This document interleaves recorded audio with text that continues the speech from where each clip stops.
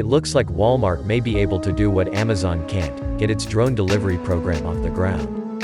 According to a recent press release, Walmart announced an expansion to its Drone Up program, which it claims will provide the potential to reach 4 million U.S. households in 6 states: Arizona, Arkansas, Florida, Texas, Utah and Virginia, as well as the ability to deliver more than 1 million packages by drone per year.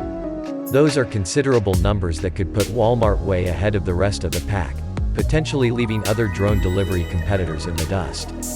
Customers will be able to order from eligible items that weigh 10 pounds or less for a reasonable $3.99 delivery fee, and can expect packages to be delivered in as little as 30 minutes. Simply put, if it fits safely it flies, the press release reads. Sometimes, we build advanced transport tech like flying motorcycles to deliver on big aspirational goals, and sometimes an innovation comes along that make life easier for everyday consumers. Walmart claims its customers aren't using drones to spring for emergency and medical items like they originally expected. Relatably, one of their center's most purchased items for drone delivery is Hamburger Helper.